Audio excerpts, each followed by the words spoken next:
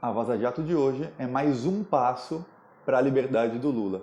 E ainda de quebra, põe mais lenha na fogueira que está a disputa interna entre Moro e Bolsonaro no governo. Mas primeiro, se você é oposição ao Bolsonaro e quer o Lula livre, já se inscreve no canal se não for inscrito e curte esse vídeo, porque aqui a gente luta todos os dias por isso. Lula livre, o Brasil voltar ao caminho certo e fim desse governo fascista. Então, se não for inscrito, se inscreve e, se ainda não curtiu o vídeo, já curte. Pois bem, agora, Vaza Jato de hoje. A Vaza Jato de hoje mostra que os procuradores da Lava Jato, Deltan Dallagnol, que era o chefe da procuradoria, e os outros, tinham contato com um senhor chamado Roberto Leonel. Guarda esse nome, Roberto Leonel. Pois bem, Roberto Leonel, ele era o chefe de inteligência da Receita Federal em Curitiba. E agora ele é presidente do COAF, foi indicado pelo Sérgio Moro, e ele está para ser demitido pelo Bolsonaro faz muito tempo. Tem notícias do começo de agosto em que o Paulo Guedes já falava que ele está para ser demitido.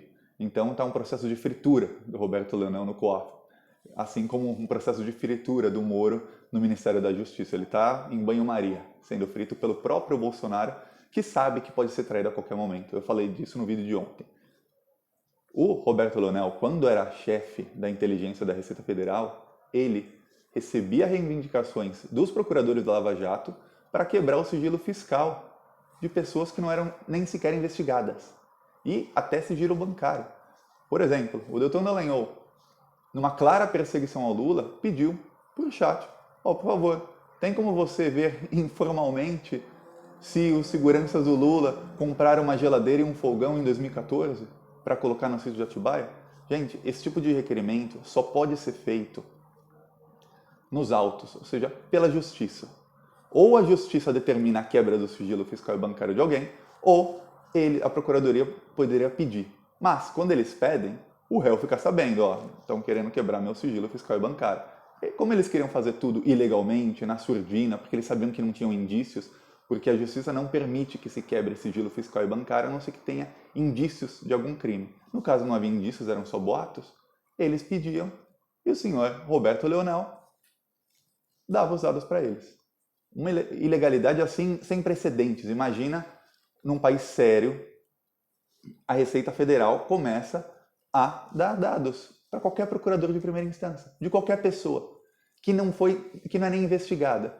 E as conversas não deixavam claro se o Roberto Leonel passou esses dados ou não, porque quem pedia os dados eram os outros procuradores. O Dallagnol só jogava no grupo e os procuradores pediam para o senhor Roberto Leonel.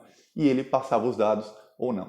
O que acontece tudo indica que ele passava, sim, os dados, porque eles todos falam, o Roberto Leonel colaborou muito, muito, muito com a Lava Jato. É claro que colaborou, porque eram ilegalidades.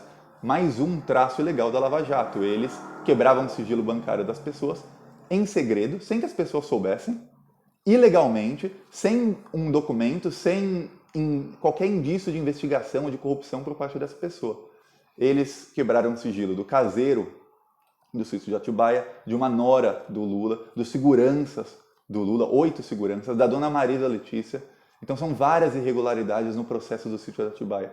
E, gente, fica muito, mas muito difícil dizer que o Lula é culpado depois disso, porque eles cometeram tanta irregularidade, eles investigaram tanta coisa que a gente nem sabia que tinham sido investigadas, porque eles fizeram isso em segredo, ilegalmente, e eles não acharam uma prova contra o Lula.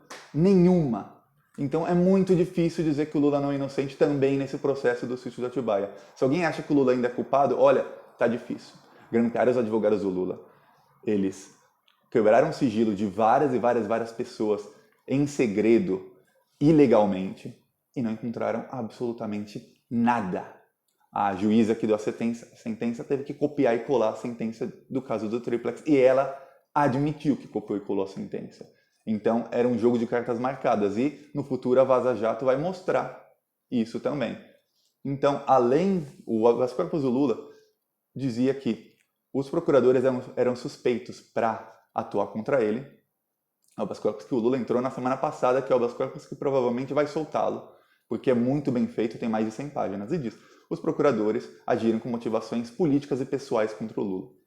Mas agora surgem novos fatos. Não apenas agiram com motivação política e pessoal, eles também violaram a lei contra o Lula no outro processo, que é o do sítio, porque até então só apareciam violações deles no processo do triplex, ou violações, ou não eram violações, mas mostrava o partidarismo deles e mostrava como eles queriam acusar o Lula para ficarem famosos e, se tornando famosos, ganhar muito, muito, muito dinheiro com palestras e ganhar fama, aí eles são alpinistas sociais, e subir no meio jurídico. O Deltan Dallagnol era um procuradorzinho de primeira instância e estava querendo ser cotado para ir para o Ministério Público Federal, para a Procuradoria-Geral da República ou para algum cargo melhor do que o dele no Ministério Público Federal, que era um procuradorzinho de primeira instância. O juizeco de primeira instância se tornou ministro da Justiça com a promessa de um cargo no STF. Então, eles estavam tentando subir na carreira, era uma motivação claramente pessoal. Mas agora mostra que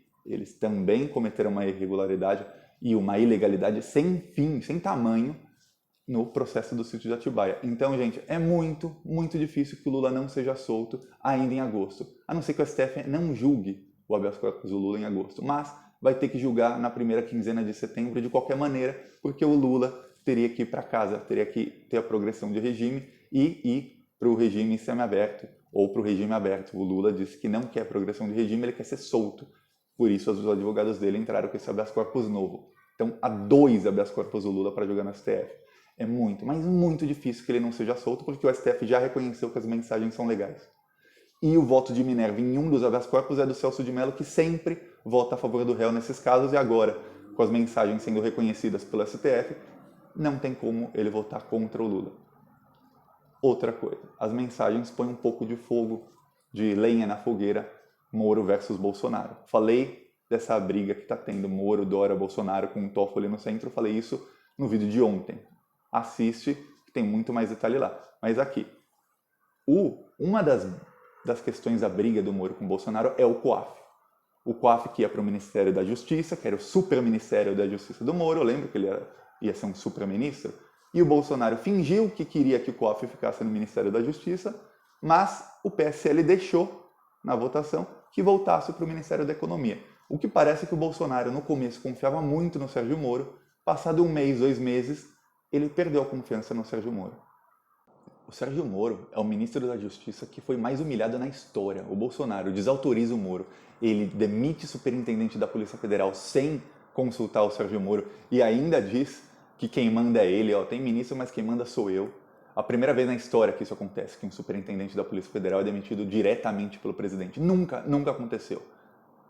Ele faz piada homofóbica com o Moro, dizendo que o Moro ia fazer troca-troca com o ministro. Ele sempre pega no pé do Moro em todas as lives. Você vê que o Bolsonaro finge que gosta dele, mas ele realmente não gosta mais do Sérgio Moro. E o Sérgio Moro só atura. O Sérgio Moro tem que ficar aturando o Bolsonaro, que é o chefe dele. Então a gente não sabe até quando o Moro vai aguentar essa humilhação.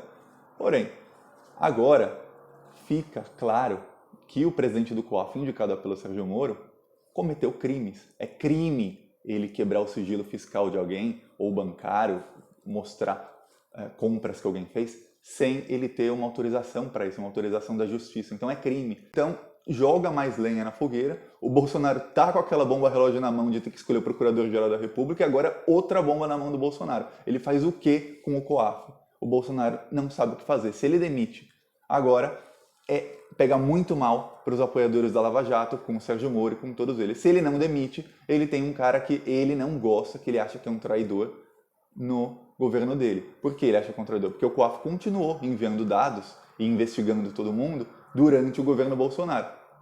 Talvez porque o Sérgio Moro queira investigar o Bolsonaro. Mas por que o Sérgio Moro quer investigar o Bolsonaro? Eu não acho que o Sérgio Moro quer prender o Bolsonaro. Mas lembram quando o Sérgio Moro começou a inventar que mais de 1000 pessoas foram hackeadas? E a ligar para quem foi hackeado dizendo, você foi hackeado, mas as suas mensagens estão a salvo. O que deu a entender que todo mundo ficou bravo com o Moro, inclusive vários parlamentares, o próprio Rodrigo Maia falou, o presidente da Câmara dos Deputados, é que parecia que o Moro estava fazendo uma chantagem. Eu sei o que você fez, eu tenho suas mensagens. Mesmo de gente que não tinha sido hackeada. Ele mentiu, depois disseram que menos de 100 pessoas foram hackeadas. Mas o Moro tinha dito que eram 1000 e começou a ligar. Agora, o que parece é que o Moro e o COAF queriam sim investigar o Queiroz e o Flávio Bolsonaro para terem uma bala na agulha na hora que eles precisarem. Para se um dia ele precisar apontar contra o Bolsonaro, ele fala: Bolsonaro, mas eu tenho aqui tudo contra você. Então, cala a boca, Bolsonaro. Porque o que dá a entender a política hoje, as pessoas que estão traindo, por exemplo, ministros do STF, a gente não sabe quais, mas o Judiciário, o STJ, alguns deputados, senadores que estão traindo a esquerda, ou que estão traindo até os seus próprios eleitores, eles não o fazem porque eles estão se vendendo por dinheiro apenas. Não. A gente pensa, esse ministro do STF é um vendido traidor. A maioria que está traindo, eles estão sendo chantageados a isso. É porque eles não são pessoas ilibadas como a gente pensa que são. E aí, essa é a maior forma de você trazer alguém para o seu lado na política. É o que o Bolsonaro faz com muita gente, é o que o Sérgio Moro faz com muita gente, que é o quê? Eu tenho tudo contra você, então ou você fica do meu lado, ou você tá ferrado. E aparentemente é isso que o Sérgio Moro estava tentando fazer com o Bolsonaro, deixando a investigação ir em segredo, em sigilo, sobre o Flávio Bolsonaro, sobre o COAF, sobre o Queiroz, e só para falar: Bolsonaro, agora você tá na minha mão, você come na minha mão e não eu na sua. E aí o Bolsonaro ia ficar sem saída. O Bolsonaro demitiu o superintendente da Polícia Federal e quer mudar todos os delegados que investigam os casos para delegados que ele confia. Por quê? Porque ele não quer que seja investigado, ele não quer ficar na mão do Sérgio Moro ou de nenhum outro ministro da Justiça. O Bolsonaro é muito bem assessorado pela extrema-direita americana, norte-americana, pelo Steve Bannon. Então, parte da cartilha deles é aparelhar todo o Estado e descartar qualquer pessoa que você não confie. O Bolsonaro não confia no Sérgio Moro, isso já ficou claro. Então, agora é mais lenha nessa fogueira, a gente tem que ver o que o Bolsonaro vai fazer. Se tem alguém que não dorme bem, esse alguém se chama Jair Bolsonaro. Se tem alguém que tá para tomar as decisões mais importantes da vida dele, que vão decidir se ele vai preso no futuro ou se ele não vai preso, e não só ele, os filhos dele, talvez até a esposa dele, as pessoas que em teoria ele mais ama na vida, esse alguém é o Bolsonaro. Ele tem que tomar a decisão mais importante da vida dele, que é a Procuradoria-Geral da República, e ele tem que, e isso talvez ele saiba, e é mais difícil, ele tem que escolher alguém que seja ilibado o suficiente para nunca ser chantageado contra ele. Porque imagina ele coloca um Procurador-Geral da República que cometeu algum crime algum dia e alguém chantageia essa pessoa e fala: derrube o Bolsonaro. O cara não vai pensar duas vezes. Entre se salvar ou salvar o outro, a pessoa sempre acaba se salvando. E a gente vê isso, a gente vê como as cortes, o judiciário viraram cortes políticas, ninguém mais julga na lei. Eles, até pouco tempo atrás, na verdade até hoje, eles só julgam politicamente. O STF vai ter agora a chance de se redimir, porque está afunilando, eles vão ter que tomar uma decisão. Ou eles soltam o Lula e anulam todos os processos, e aí, gente, o Lula saindo da prisão com todos os processos anulados, é uma paulada na cabeça do governo Bolsonaro. Do Bolsonaro, e o Bolsonaro entra em desespero, claro, se isso acontecer. E a gente já viu que ele subiu o tom nos últimos dias, porque ele está se desesperando, ele está muito estressado. O Lula está para ser solto, ele tem a decisão mais importante da vida dele para tomar, que é a Procuradoria-Geral da República. A Vaza Jato está a toda. Cada semana a Vaza Jato mostra alguma coisa que tem a ver com o que está acontecendo no governo. Galera, gostou do vídeo? Curte, compartilha e se inscreve no canal. Se você não se inscreveu até agora, se inscreve e não esquece. Se não curtiu agora, até agora, também curte. Falou!